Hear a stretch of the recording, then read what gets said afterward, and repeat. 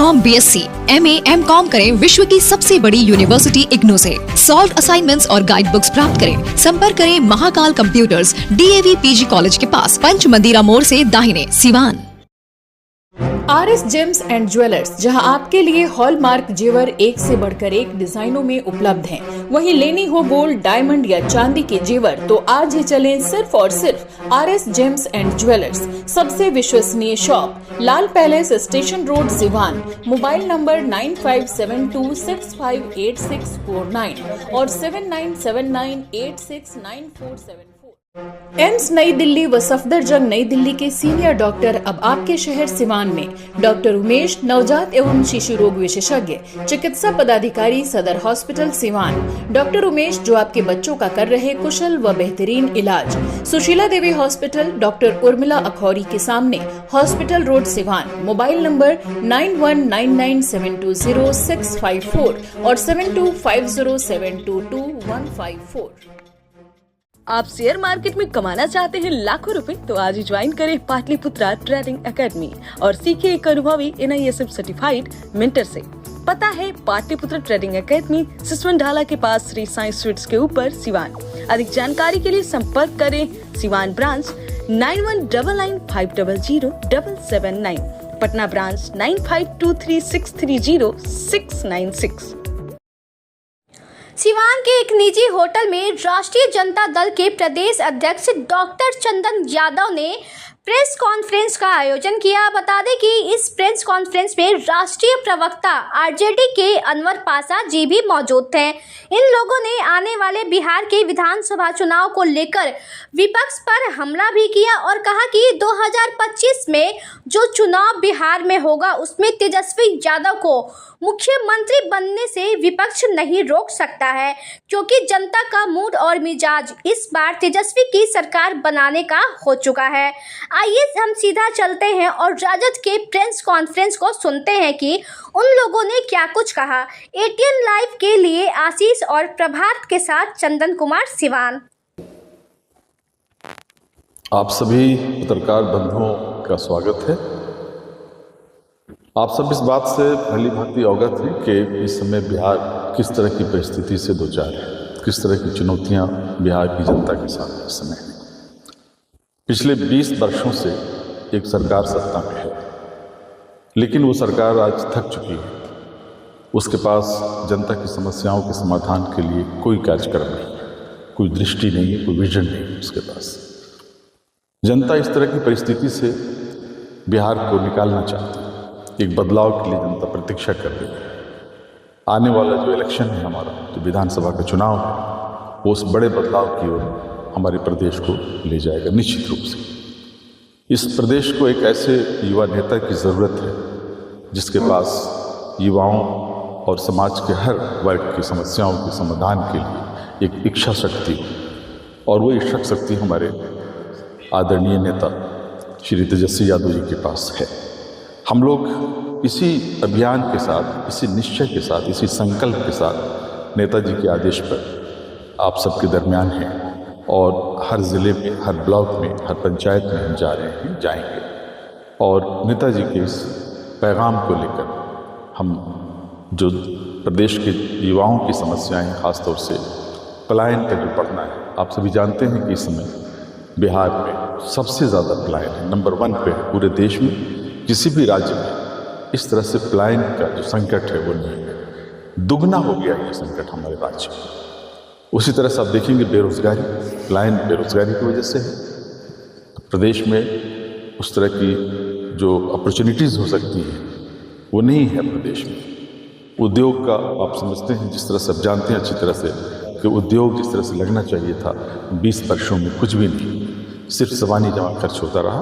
और पलायन की ये दशा आज देश में, आज राज्य में जिस तरह से बहुत विकट समस्या के रूप में है, हम सब उससे वाकिफ़ हैं। जिस तरह से बेरोजगारी बढ़ी, युवा, शिक्षित युवा, आप अशिक्षित युवा तो एक तरफ परेशान हैं ही, पलायन कर ही रहे हैं, मजदूरी के लिए जा रहे हैं दूसरे प्रदेशों में। लेकिन जो शिक्षित युवा है, जिसके पास डिग्रियाँ हैं, जिसने इंटरमीडिएट किया है, ग्रेजुएशन किया है, MA किया है, PhD किया है, उनके सामने भी बिल्कुल अंधकार है। रोजगार की कोई संभावना उनको नहीं दिखती है। अभी जो मौजूदा हालत है, सरकार ने ऐसी दशा बना दी। परीक्षाएं होती हैं, पेपर्स लीक होते हैं, विद्यार्थी बड़ी मेहनत से तैयारी करते हैं, पेपर लीक करके उनकी पूरी मेहनत पर पानी फेर दिया जाता है। परीक्षाएं होती हैं, रिजल्ट उसके नहीं आते हैं। चयन होता है, उसमें धांधलियां होती हैं। बीपीएससी तक में जिस तरह से इस तरह का संकट है, जिस तरह से चयन को लेकर के आप सभी जानते हैं। जो अभ्यर्थी हैं, जो हमारे छात्र हैं, वो जब सड़कों पर उतरते हैं अपने इन जेन्युइन डिमांड्स को लेकर के, तो उन पर लाठियां चार्ज की जाती हैं, उनके साथ दुर्व्यवहार किया जाता है। ये स्थिति है कि अपने हक के मांगने वाले नौजवानों के साथ हमारी सरकार इतनी असंवेदनशील हो गई।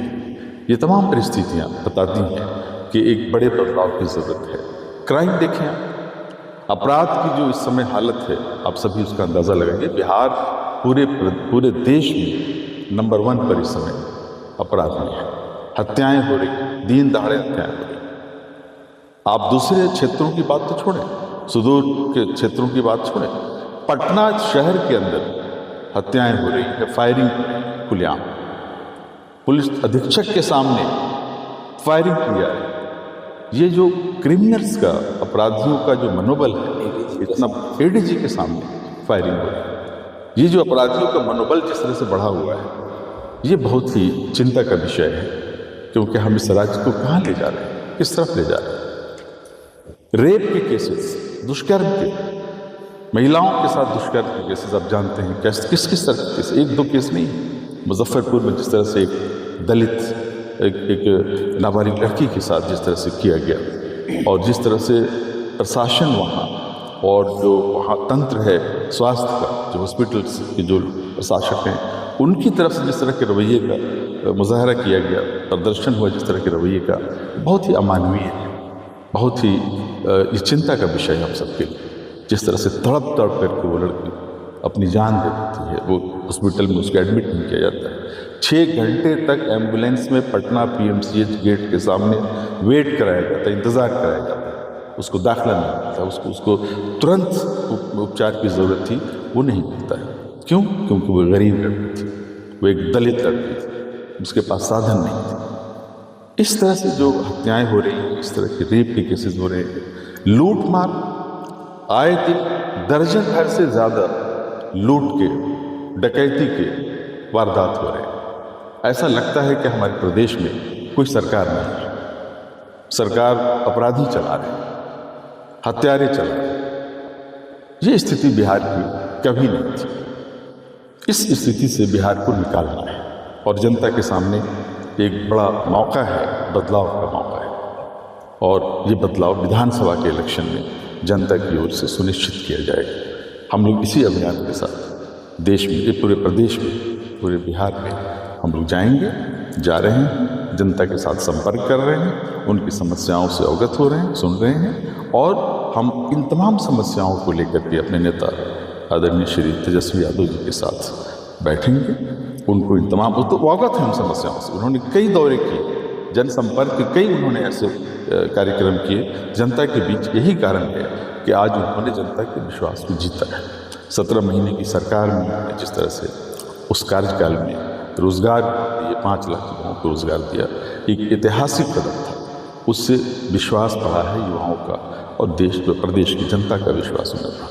कई योजनाएं हम महिलाओं के उत्थान के लिए लेकर आ रहे हैं। माई बहन मान योजना है, बहुत ही महत्वपूर्ण योजना है, हम उसको कार्यान्वित करेंगे जब हम सत्ता में आएंगे। एक विश्वास है जनता का तेजस्वी यादव जी में, और उसी विश्वास के कारण वो इस समय सबसे लोकप्रिय नेता के रूप में इस वक्त बिहार में अपनी पोजीशन बनाई है, और जनता का विश्वास उनमें है कि वही हमें इस बदलाव से, जिस तरह की दशा बिहार की है, उसे बदलाव की ओर ले जाएंगे, एक बेहतर भविष्य की ओर बिहार को ले जाएंगे, बिहार के युवाओं को एक बेहतर भविष्य देंगे। और इसी मकसद के तहत हम लोग आने वाले आगामी विधानसभा के चुनाव के लिए जनता के बीच जाकर के उनको जागरूक कर रहे हैं, उनकी समस्याओं पर उनसे बातें कर रहे हैं, और उन्हीं समस्याओं को सामने रखते हुए हम अपने मैनिफेस्टो में, संकल्प पत्र में उन तमाम बिंदुओं को हम उसमें रखेंगे, ताकि हमारी सरकार आएगी तो उन्हीं बिंदुओं के अनुसार, जनता के उन्हीं आकांक्षाओं के अनुसार हमारी सरकार काम करेगी और इस प्रदेश को विकास की राह पर हम ले जाने की कोशिश करेंगे। ये हमारा मकसद है और हम लोग इसी मकसद के तहत आज सिवान में हैं और दूसरे ज़िलों में, दूसरे हमारे जो डिस्ट्रिक्ट्स हैं, जो ब्लॉक हैं, वहाँ हम जाएंगे और जनता के साथ ये संवाद और ये संपर्क करेंगे। सर, आप लोग बदलाव की बात कर रहे हैं, लेकिन जो सत्ताधारी पार्टियां हैं वो तो आपके इतिहास को याद दिलाती है बार बार, वो दौर अब आने लगते हैं। सत्ताधारी पार्टियों की जो मानसिकता है, इस प्रदेश ही नहीं पूरे देश की जनता उससे अवगत है। जिस मनवादी मानसिकता से सत्ताधारी पार्टियां ग्रस्त हैं, ये कोई ढकी छुपी बात नहीं है। 20 साल पहले की जो बात करने वाले लोग हैं, जिस इतिहास की बात करते हैं, हम उन्हें उस इतिहास की तरफ ले जाना चाहते हैं कि जब समाज के कमजोर तबके को हर तरह के अधिकारों से वंचित रखा गया था इसी राज्य में। इस समाज में दलित, आदिवासी, पिछड़ा वर्ग और अल्पसंख्यक जिस तरह की सिचुएशन से, जिस तरह की दशा से वो गुजर रहे थे 90 से पहले, आदरणीय श्री लालू प्रसाद यादव जी जो गरीबों के मसीहा के रूप में जिनकी छवि है, उनके आने के बाद ही वो दशा बदली। जो दलित वर्ग था, जो पिछड़ा वर्ग था, जो अल्पसंख्यक था, जो आदिवासी वर्ग था, वो क्या वोट डाल सकता था पहले? 1990 के पहले इस वर्ग के लोगों को जो चुनाव के समय उनको पहुंचने नहीं दिया था पोलिंग बूथ पे, उन्हीं के साथ तो है सर, उन्हीं दलित, अल्पसंख्यक और पिछड़े हुए समाज को एक आवाज़ दी हमारे नेता श्री लालू प्रसाद यादव जी ने, और उसके कारण बिहार का राजनीतिक परिदृश्य बदला। और आप देखते हैं कि उन वर्गों का जो प्रतिनिधित्व है आज राजनीति में, सत्ता में, वो उन्हीं की वजह से वो प्रतिनिधित्व हो पाया सुनिश्चित। हम आज भी उसी संकल्प के साथ काम करना चाहते हैं। हम एक सोशल जस्टिस, सामाजिक न्याय की राह पर चलना चाहते हैं और राज्य को जिसका जो अधिकार है, हम किसी का अधिकार छीनना नहीं चाहते। जिसका जो अधिकार है उसको उसका अधिकार मिलना चाहिए। हर वर्ग को बराबर समान अधिकार मिलना चाहिए और उसी दिशा में आने वाले दिनों में काम करेंगे। दूसरे लोगों को शायद ये बात स्वीकार नहीं है कि वंचित समाज को उसका अधिकार दिया जाए, इसीलिए वो परेशान हैं। उनको दीवारों पर लिखी हुई इबारत नज़र आ रही है कि आने वाले संविधान, जो विधानसभा का इलेक्शन है, उसमें क्या होने वाला है, इसीलिए वो परेशान है। और जाहिर है कि हम उस इतिहास को जो उन्होंने जिस तरह की दशा बना रखी थी, और आप मानसिकता की बात कीजिए, पार्टी की बात मत कीजिए। आपने कहा कि कांग्रेस, आपने कहा ना कि वो जो कांग्रेस है, आपका इशारा वही था कि कांग्रेस आपके साथ आज, लेकिन उस समय जो लोग थे कांग्रेस के साथ वो आज कहाँ हैं? कहाँ हैं वो लोग? उन चेहरों को ढूंढिए, उन्हीं की सफ़ों में है वो मनवादी मानसिकता वाले लोग जो कांग्रेस में नकाब ओढ़ करके उस समय कांग्रेस के साथ थे, वो सब के सब आज कहाँ हैं? उन चेहरों को तलाश कीजिए, उन चेहरों को पहचानिए। ये लोग उधर खड़े हैं, वो उनके साथ खड़े हैं, मनवादी जो शक्ति हैं उनके साथ खड़े हैं। तो ये इतिहास जो है वो हमें भी मालूम है, इस प्रदेश की जनता को भी इतिहास मालूम है। अच्छा सर, देखा जाए तो प्रशांत किशोर 243 सीटों पर चुनाव लड़ने का ऐलान कर चुके हैं, और इस तरह से लोग राजनीतिक विद्वान ये अनुमान लगा रहे हैं तो पूर्णतः राजद को भी नुकसान पहुंचाएंगे। देखिए, हम एक लोकतांत्रिक व्यवस्था में रहते हैं।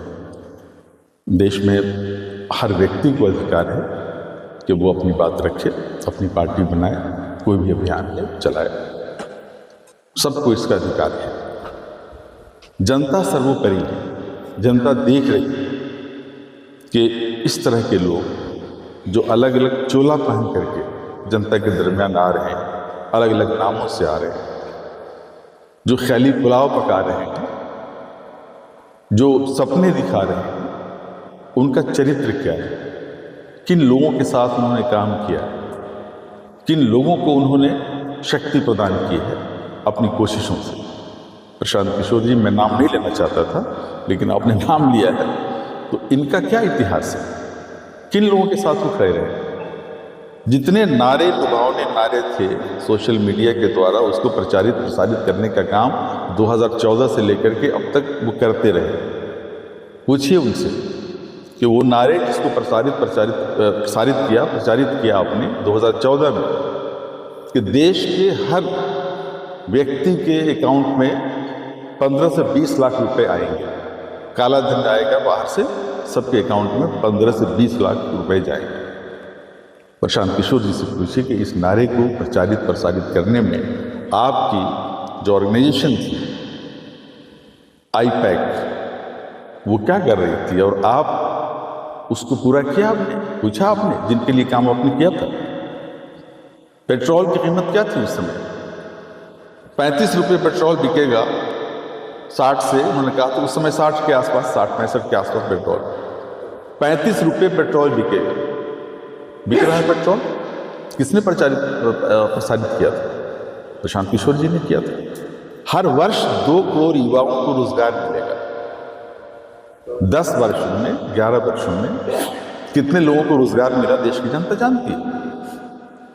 यही प्रचारित प्रसारित कर रहे थे अपने प्रसार जो इनका संगठन है, जो ऑर्गेनाइजेशन, उसके द्वारा प्रचार संगठन जो इनकी संस्था है उसके द्वारा कर रहे थे। तो वो नारे लिखना, जनता को भ्रमित करना, जुमलेबाजी, जिस तरह की जुमलेबाजी गढ़े गए और प्रचारित प्रसारित किया गया, जनता उससे वाकिफ है। उसी एजेंडे को वो आज दूसरे नाम से चलाना चाहते हैं। पहले डायरेक्टली कर रहे थे भाजपा के साथ, अब इनडायरेक्टली भाजपा के साथ वो काम नहीं कर रहे हैं। जनता इस बात से अवगत है। सिवान में आए थे, क्या कहेंगे? मोदी जी देश के प्रधानमंत्री हैं, कहीं भी जा सकते हैं, स्वागत है, सिवान की धरती पे भी स्वागत है, लेकिन उनको हिसाब देना पड़ेगा। 11 वर्षों में उन्होंने जो कुछ दिया है इस देश की जनता को, भूखमरी, बेरोजगारी, महंगाई, करप्शन दिया, क्राइम दिया, ये उनकी देन है 11 वर्षों की सरकार की। जनता उनसे सवाल करेगी, सिवान की जनता भी उनसे सवाल करेगी। ठीक है सर। जनता है, मोदी जनता से बड़े तो नहीं। मोदी जनता की आकांक्षाओं को पूरा करना हमारा उद्देश्य है। हमारे पास तेजस्वी यादव जी, हमारे पास महागठबंधन के नेता हैं। उनमें से कौन ऐसा नेता है, तेजस्वी यादव जी से लेकर के और तमाम जो महागठबंधन के नेता हैं, जिनकी क्षमता मोदी जी से कम है? किन कारणों से मोदी जी इस तरह की छवि बनाए हुए हैं, उसके पीछे कौन सी शक्तियां अच्छी तरह जानते हैं। कॉर्पोरेट हाउसेज हैं उनके पीछे, अडानी है उनके पीछे, अंबानी उनके पीछे, गोदी मीडिया है उनके पीछे। उससे उन्होंने 11 वर्षों में अपनी इमेज बनाई। हमें उस तरह का इमेज नहीं चाहिए, हमें कर्मठ नेता चाहिए। देश को कर्मठ नेतृत्व की जरूरत है और वो नहीं दे सकते। कितना विश्वास है आप लोग इस बार सत्ता में? 200% विश्वास है।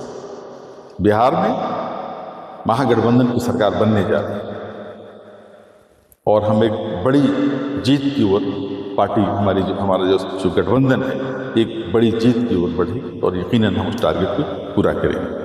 और हम जिस संकल्प पत्र के साथ आपके दरमियान आएंगे उसको पूरा करें। और तेजस्वी जी के बारे में तो कहा जाता है कि वो नारे में यकीन नहीं रखते, कर्म में यकीन रखते, कर्म करके दिखाते हैं।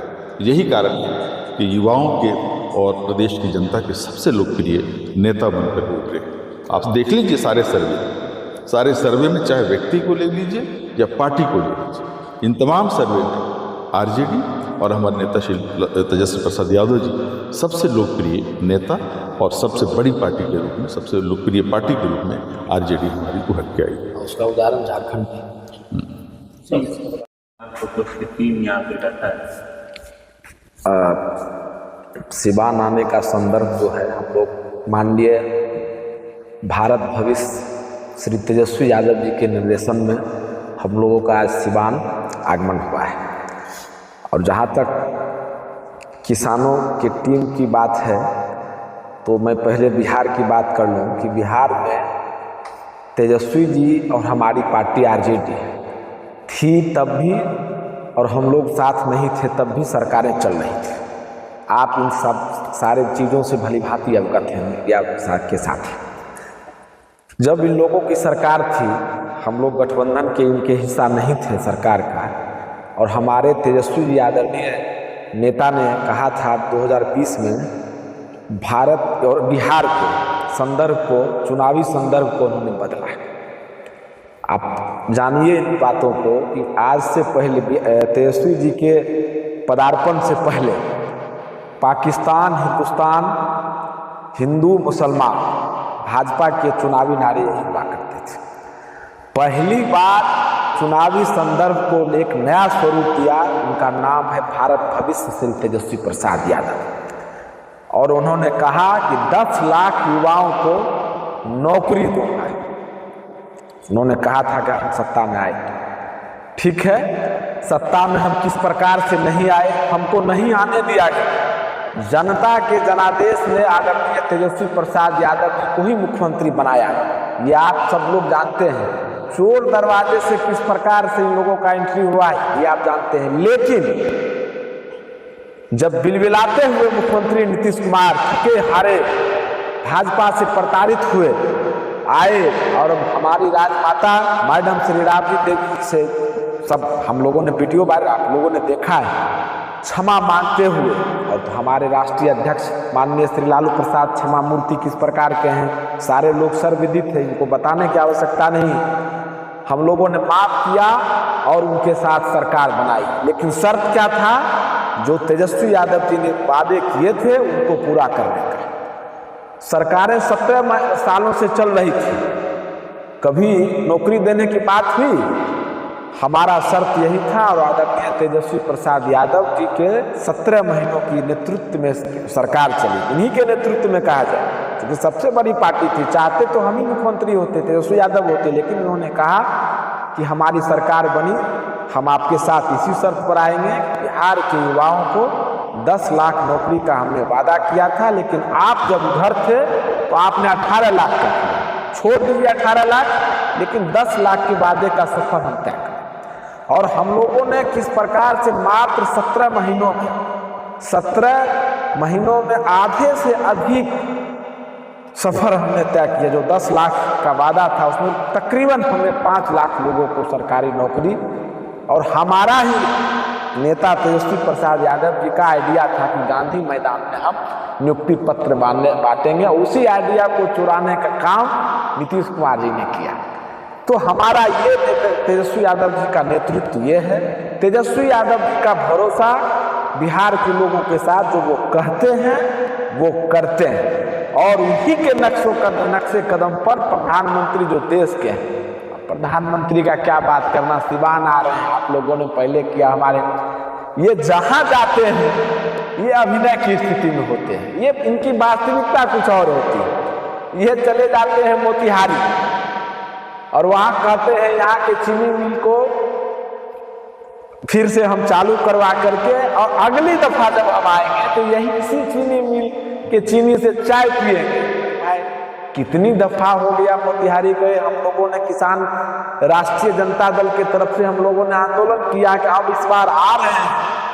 हमारे वहाँ के जिलाध्यक्ष ने आंदोलन किया, आमरण अनशन किया और कहा इस बार आ रहे हैं तो उसी चीनी की चाय आप पिए और जनता को भी पिलाएं। लेकिन क्या कहना है, क्या अभिनय में कुछ और होते हैं, वास्तविकता कुछ और। ये जब गुजरात के मुख्यमंत्री हुआ करते थे तो हम लोगों के लालू यादव जी के आशीर्वाद से जो प्रधानमंत्री देश में बने हुए थे मनमोहन सिंह जी, अब हम लोगों के बीच मृत्यु लोक में रहे नहीं, उनको चिट्ठी लिखा करते थे कि किसानों को C2+50 के फॉर्मूले से कानूनी दर्जा दिया है, अर्थात C2+50 संपूर्ण लागत का 1.5 गुना मुनाफा का एक कानूनी दर्जा दिया। तो अब जब प्रधानमंत्री लोगों ने बना दिया, भारत की भोली भाली जनताओं ने अपेक्षा था उनसे, अब उन्हीं के प्रतिनिधि सुप्रीम कोर्ट में हलफनामा देकर के क्या कहते हैं कि C2+50 के फॉर्मूले को अगर कानूनी दर्जा दिया जाएगा तो भारत की आर्थिक स्थिति, देश की आर्थिक स्थिति चरमरा जाए। मैं पूछना चाहता हूं प्रधानमंत्री से कि आप तब ज्ञानी थे जब गुजरात के मुख्यमंत्री थे, या आप देश के प्रधानमंत्री बने तब अज्ञानी थे? ये बड़ा सवाल है साथी। सिवान आ रहे हैं, सिवान में इन बातों को पूछिएगा। कि आप कब ज्ञानी थे कि अब अज्ञानी। अरे एक साथ दो बातें तो हो नहीं सकता है, एक समय में एक ही बात को आप करेंगे। तो ये इनका वास्तविकता ये है, ये सिर्फ अभिनय में रहते हैं, वास्तविकता इनका कुछ और ही है। इन्होंने क्या क्या कहा, मैं सारी बातों को गिनाना शुरू करूं तो सारी मुद्दतें बीत जाएगी, लेकिन हमारी बातें खत्म नहीं। प्रति वर्ष 2 करोड़ युवाओं को रोजगार, हमने कहा था, इन्होंने ही कहा था, इन 11 वर्षों में 22 करोड़ युवाओं को रोजगार, ये नौकरी मिल गया क्या? 22 लाख लोगों को भी इन्होंने दिया है क्या? इन्होंने ही कहा था कि हम सारे काला धन को वापस लाएंगे। तो अनुमानित हम देखिए, हम बातों का जो भाषाई मर्यादा हमारा रहता है वो संयमित रहता है। ये राष्ट्रीय जनता दल, लोगों ने इनको साजिशन बदनाम करने का, ठीक है वो विषय बात का रहा, लेकिन उस पर खरा उतरने का काम किया प्रधानमंत्री जी आज तक। ये चुनावी राज्य के प्रधानमंत्री हैं, ये भारत के प्रधानमंत्री नहीं है। उसके सबसे ताजा उदाहरण मैं दे दूं, ताजा 3 हाल ही में संपन्न हुए 2 वर्ष पहले 3 चुनावी राज्यों में ये गए, तेलंगाना, छत्तीसगढ़ और मध्य प्रदेश। कहा कि हमारी सरकार बनेगी तो यहाँ के किसानों के लिए धान और गेहूं की खरीदी, धान की खरीदी 3125 रुपये क्विंटल हम करें। ठीक है, सरकार किस प्रकार से बनी इस पर फिर जाएंगे तो बहुत लंबा विषय है। सरकार बनी, शुभकामना है, कोई और होते हैं जो शुभकामना आरोप प्रत्यारोप है। सरकार बनती है जिस प्रकार से भी राष्ट्रीय जनता दल का संस्कार रहा है हम लोगों का कि हम शुभकामना देते हैं। वहां 3125 रुपये क्विंटल धान की खरीदी हो रही। मैं पूछना चाहता हूं कि आपका वक्तव्य, मीडिया के साथी आप हैं, आप मुझे बताएं, मेरा सवाल आपसे भी होगा, आप पूछिएगा इसी सिवान की धरती पर कि प्रधानमंत्री का बयान राष्ट्रव्यापी बयान होगा कि चुनावी राज्यव्यापी बयान होगा। आप अगर घोषित करते हैं किन्हीं फसल को लेकर के तो पूरे देश में लागू होगा ना, क्या बिहार में लागू नहीं होगा? बिहार में कितना रुपये क्विंटल धान की खरीदी हो रही है जो तय है उसके, तो सारे किसान बगल में आप पूछ लीजिए। तो ये क्या बिहार का मत चाहिए प्रधानमंत्री को कि नहीं चाहिए? क्या चुनावी राज्य में जाएंगे तो अलग अलग इनके वादे होते हैं। ये जहां चले जाएंगे ये अभिनय में कहेंगे यहाँ से हमारा पुराना नाता रहा। भैया अब हम क्या बताएं, इतनी सीमित वर्षों में आपका सब राज्यों से कैसे पुराना नाता रहा है? पुराना नाता के लिए मतलब प्रधानमंत्री को अपने विषय में, स्वयं के विषय में बहुत कम जानकारी है। इसका भी एक मैं उदाहरण के साथ में बात कर रहा हूँ। मैं कोई बात नहीं करता, मेरा और राष्ट्रीय जनता दल के हम लोग लालू जी के शिष्य हैं, जो मुझे मिला है उनसे सीख उसी आलोक में मैं बात कर रहा हूँ। ये 700 से अधिक किसानों की मैं शहादत शब्द का इस्तेमाल करूँगा। दिल्ली के बॉर्डर आप लोगों ने, सब लोगों ने देखा है इस तनाशाह को किस प्रकार से किसान संगठन ने रोकने का काम किया, और आ करके निकल करके वर्षों बाद कहते हैं कि मैं ये तीनों काला कानून वापस लेता हूँ, मैं क्षमा प्रार्थी हूँ, मैं देश के किसानों से, देशवासियों से माफी मांगता हूँ, मैं समझ नहीं पाया या समझा नहीं। अरे भाई, आपको अपने संदर्भों में समझने में वर्षों लग गए। अब तो कह रहे हैं भाई आप 11 साल, छोटा विषय है क्या ये कम समय है? अब आपको कितना मौका और दें? जिसको अपने तपस्या का समझ नहीं हो, और भारत के जो नागरिक हैं 700 से अधिक किसानों की शहादत करवा देते हैं, तब तपस्या में कभी यह, जब यही काम आपको करना था तो 100 समय आप कर लिए होते ना, इतने दिनों के बाद क्या? और परिवारों को इन्होंने कहा था, मैं क्या बताऊं, कि इनको मुआवजा मिला, उनको शहादत शहीद का दर्जा दिया जाएगा, मिला। छोड़ दीजिए, हम लोगों के किसानों की, भारत के किसानों की जो लड़ाई थी, एमएसपी को कानूनी दर्जा, इन्होंने कमेटी बनाया। 5 जुलाई 2022 को कमेटी बनी है। मैं आंकड़ों के साथ बात करना चाहता हूं, आज तक 1000 दिन से ज्यादा हो गया। क्या परिणाम है? कमेटी के लोग क्या कर रहे हैं कुछ पता भी है क्या? इनको सिर्फ और सिर्फ सरकार बनाने से मतलब है। चुनावी राज्य दर राज्य जाएंगे, नारे नए नए गढ़ेंगे और इनको भारत और भारत के तमाम राज्यों से और तमाम मतदाताओं से इनको कोई लेना देना नहीं। इनको सिर्फ अडानी और अंबानी का कारोबार फलता फूलता रहे, इसके सिवा इनको किसी के गरीबों से, भारत के नागरिकों से, किन्हीं से इनको कोई मतलब नहीं। सिर्फ अभिनय की जिंदगी जीते हैं, वास्तविकता इनका भारत से कोई वास्ता नहीं। आप कुछ जोड़ना चाहें इसमें? सबसे पहले तो आपके सबके मीडिया कर्मी आप लोगों को स्वागत है यहाँ पे, और दूसरी चीज़ आपके सभी चैनल के सभी दर्शकों को आदाब, सलाम, प्रणाम जो भी देख रहे हैं। हम लोग अभी एक छोटी सी प्रेस कॉन्फ्रेंस की है, इसमें हम अभिनंदन करेंगे हमारे प्रदेश अध्यक्ष डॉक्टर चंदन यादव जी का, हमारे राष्ट्रीय प्रवक्ता अनवर पाशा जी का, और तमाम जो लोग आए हुए हैं यहाँ पे उपस्थित, हमारे प्रदेश के महासचिव वसुदेव राय जी का, ये सबका अभिनंदन है, स्वागत है।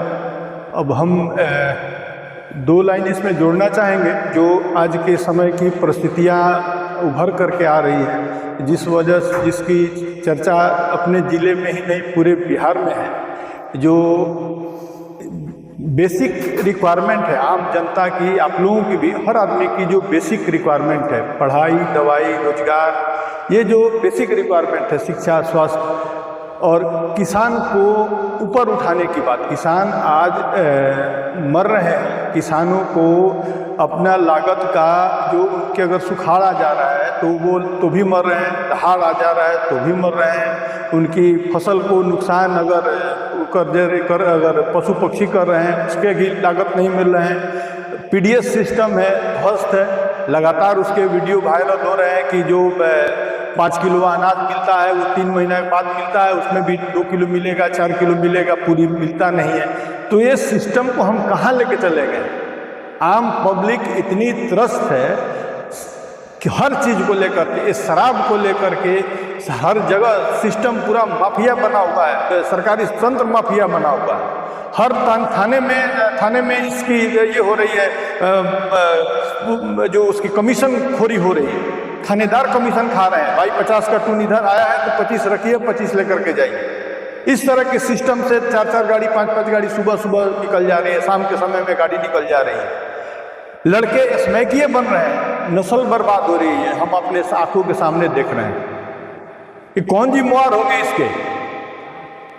ये खटारा सरकार, ये सोई हुई सरकार, ये वृद्ध सरकार को ये अब की बार की जनता पूरी तरह से बिहार से उखाड़ कर फेंकेगी। त्रस्त है। सिवान जिले की सबसे लोकप्रिय संस्था chemistry classes by A K. Srivastava, Ramrajya Mor, Siwan.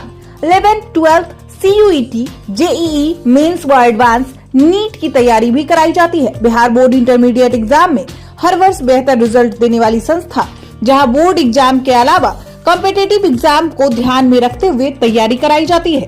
Call करें 8294695907। Sanghamitra public school Siwan, CBSE English Medium School 10+2.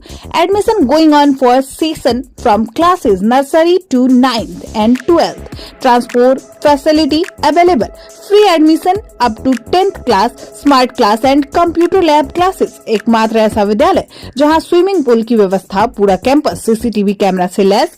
बेहतर शिक्षा देनी हो तो आज ही अपने बच्चों का नामांकन कराएं। Sanghamitra public school, government engineering college के सामने, कनिष्क बिहार, मेरवा रोड, सिवान। कॉल करें 9899701920। दूसरा नंबर है 7909025618। Signing star public school Siwan छात्रों के लिए स्मार्ट क्लासेस, डिजिटल बोर्ड के साथ अनुभवी शिक्षकों के द्वारा सर्वोत्तम शिक्षा, ट्रांसपोर्ट फैसिलिटी, बच्चों को अंग्रेजी बोलने और समझने का अवसर, खेलकूद के साथ छात्रों के शारीरिक मानसिक विकास पर भी विशेष ध्यान, समय समय पर संगीत, कला, नृत्य एवं सांस्कृतिक गतिविधियां। अपने बच्चों का सुनहरा भविष्य बनाना चाहते हैं तो नामांकन कराएं signing star public school, smile शहीद रोड, पानी टंकी के पास, सिवान।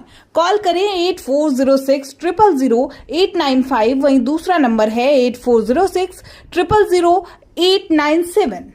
अब पटना गोरखपुर जाने की जरूरत नहीं। आपके शहर सिवान के कान्हा हॉस्पिटल में आ गए हैं दिल्ली के मशहूर शिशु रोग विशेषज्ञ डॉक्टर अरुण कुमार सिंह। अत्याधुनिक वेंटिलेटर की सुविधा के साथ अति गंभीर एवं मिर्गी की पूर्ण इलाज। डॉक्टर अरुण कुमार सिंह, कान्हा हॉस्पिटल, पकड़ी मोड़, सिटी कार्ट मॉल से सटे उत्तर डॉक्टर विक्रम सिंह चौहान के पास, गौशाला रोड, सिवान। कॉल करें 9693134667।